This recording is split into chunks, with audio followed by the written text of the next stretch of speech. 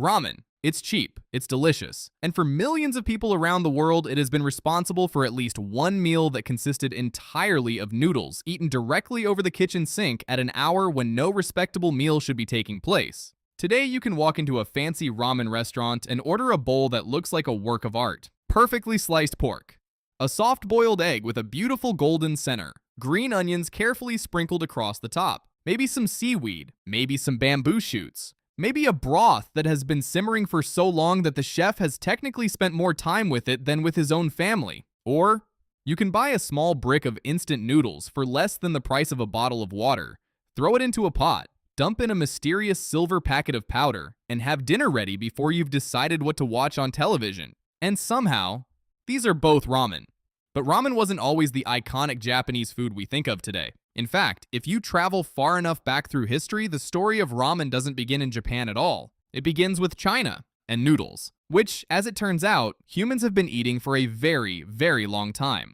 2005, archaeologists working at the Lajia archaeological site in northwestern China discovered something remarkable. Buried beneath several meters of sediment was an overturned bowl. And inside that bowl were the remains of what appeared to be noodles dating back roughly 4,000 years. Which means somewhere in ancient China thousands of years ago, someone may have been sitting down to enjoy a perfectly good bowl of noodles when disaster struck. The settlement was destroyed, the bowl was buried, and thousands of years later, archaeologists arrived and essentially said, "Hey, were you going to finish that?" These ancient noodles were very different from modern ramen. They were likely made from millet rather than the wheat flour commonly used today. But the discovery tells us something important. Humans figured out a very long time ago that if you take grain, turn it into dough, stretch it into long strings, cook those strings, and put them in a bowl, you have created something worth keeping around for several thousand years. Over time, noodle making became deeply established in Chinese cuisine. Different regions developed different styles. There were hand-pulled noodles, knife-cut noodles, thin noodles, thick noodles, noodles served dry, noodles served in soup, noodles served with meat, noodles served with vegetables. Basically, if there was a way to make a noodle, somebody in China eventually tried it. And among these many traditions were wheat noodles served in broth. This is where our story begins moving towards something that looks a little more familiar. But for ramen to become ramen, these noodle traditions had to travel, and eventually they crossed the sea to Japan.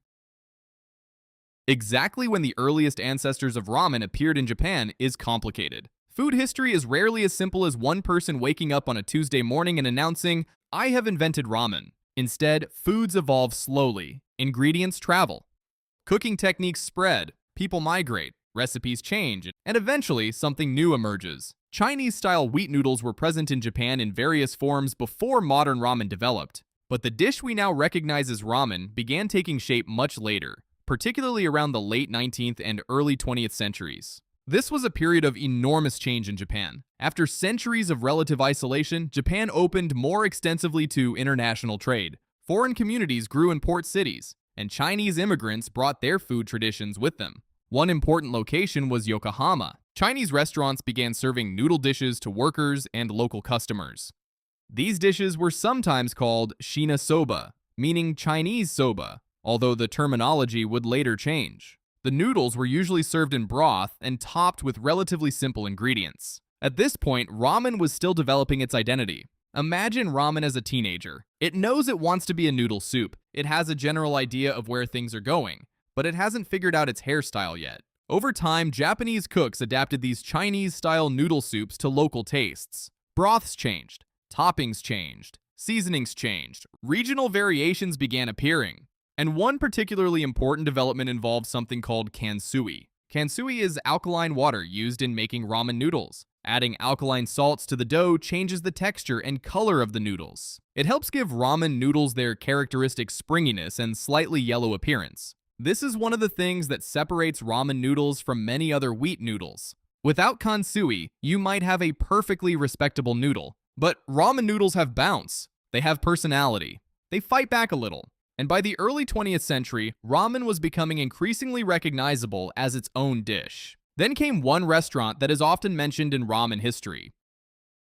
It is often credited as one of the earliest restaurants to popularize Chinese-style ramen in Japan. The restaurant reportedly employed Chinese cooks and served noodles in a broth seasoned with soy sauce, topped with ingredients such as sliced pork and bamboo shoots. Now we're getting somewhere. Broth, noodles, pork, bamboo shoots. This is starting to look like the ramen you might actually recognize. And people liked it. A lot. Ramen was affordable. It was filling. It was flavorful. And importantly, it was fast.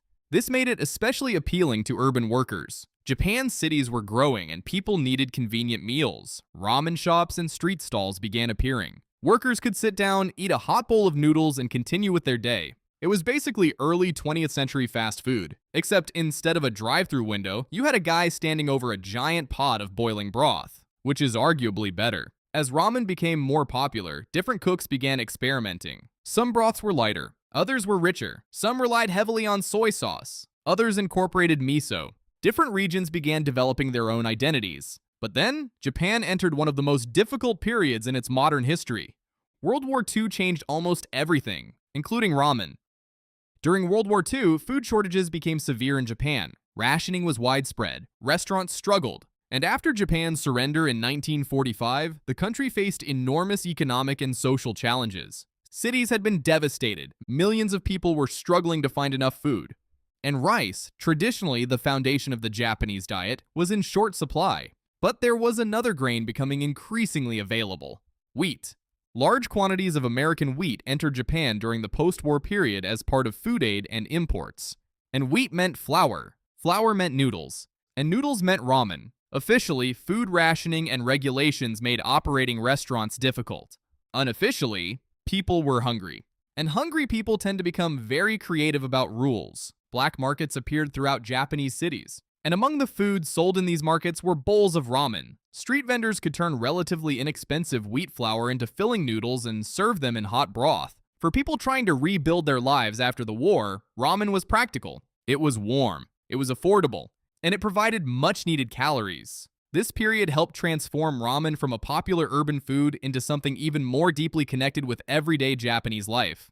But there was still one problem. Ramen required cooking. You needed fresh noodles. You needed broth. You needed ingredients. You needed time. And then one man looked at this situation and apparently decided, what if ramen, but easier?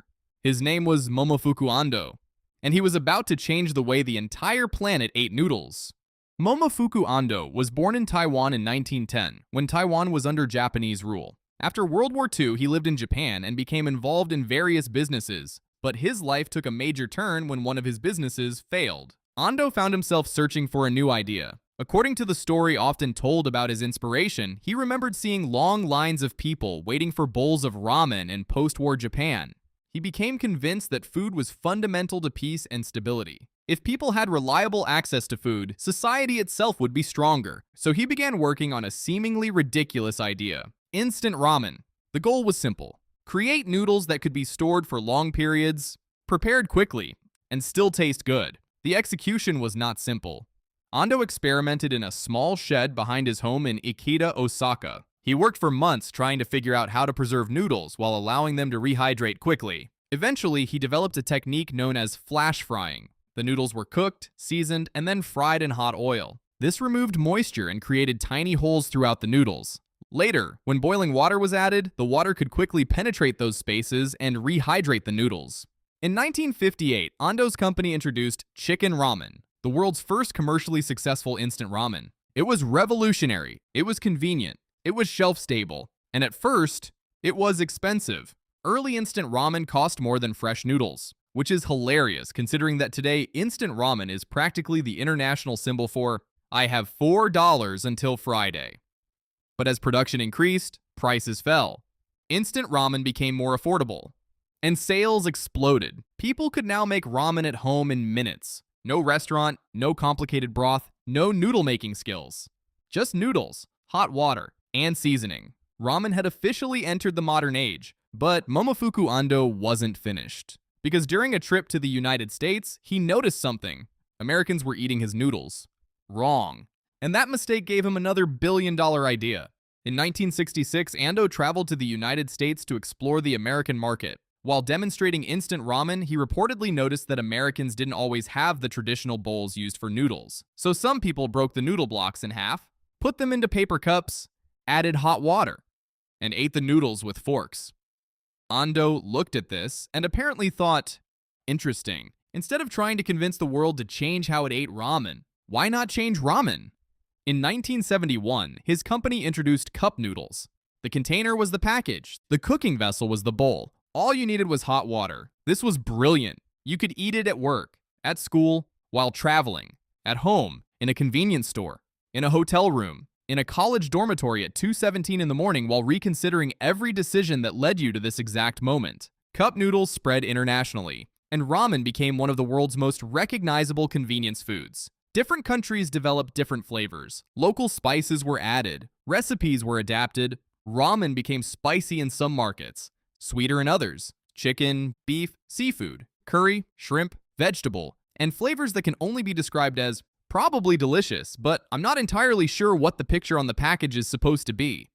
Instant noodles had become global, but while instant ramen was conquering supermarkets, traditional ramen shops in Japan were doing something completely different. They were getting serious, very serious. By the late 20th century, ramen had developed into an incredibly diverse food culture. Different cities and regions became famous for their own styles. Take Sapporo. Located on the northern island of Hokkaido, Sapporo became strongly associated with miso ramen. The broth is rich and warming, which makes sense when you consider that Hokkaido winters can be extremely cold. If you live somewhere that spends part of the year trying to freeze your eyebrows off, a giant bowl of hot miso ramen starts sounding like a very good idea. Then there's Hakata-style ramen from Fukuoka. This style is famous for tonkotsu broth. Tonkatsu is made by boiling pork bones for hours until the broth becomes rich, cloudy, and creamy. The noodles are typically thin, and customers can often order extra noodles through a system called kaidama, which means you finish your noodles, look at the remaining broth,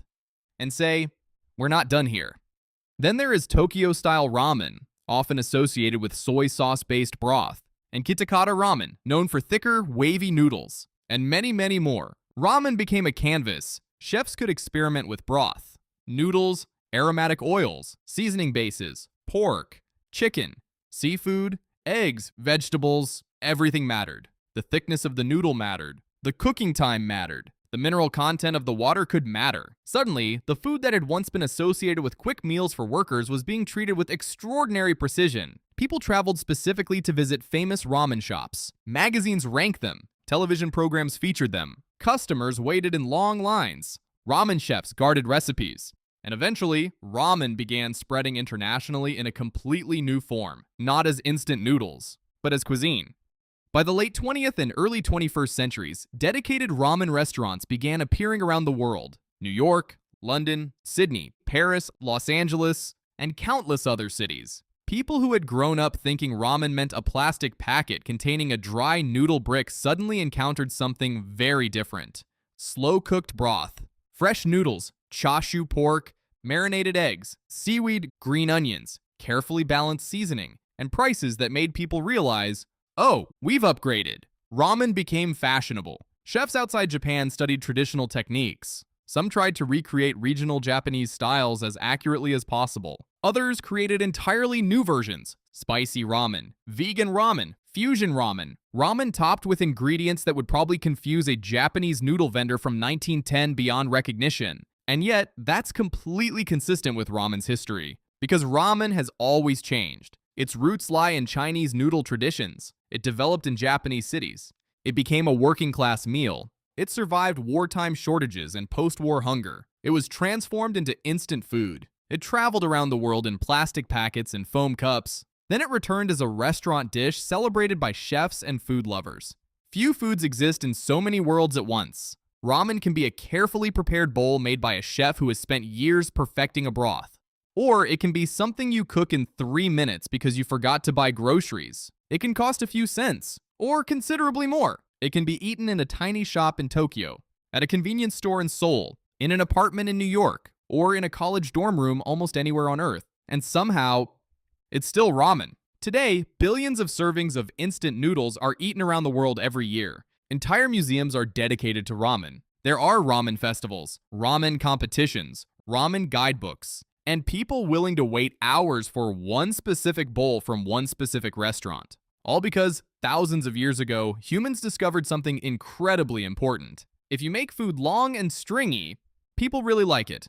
The story of ramen isn't really the story of one invention. It's the story of food traveling, changing, Adapting. Chinese noodle traditions crossed into Japan. Japanese cooks transformed them. Workers made ramen part of city life. Post-war shortages made noodles even more important. Momofuku Ando put them into packets, then into cups, and the rest of the world took it from there. So the next time you open a packet of instant ramen, or sit down in front of a steaming bowl at a restaurant, you are eating something shaped by thousands of years of noodle making, international migration, war, economic change, industrial innovation, and one extremely determined man working in a shed.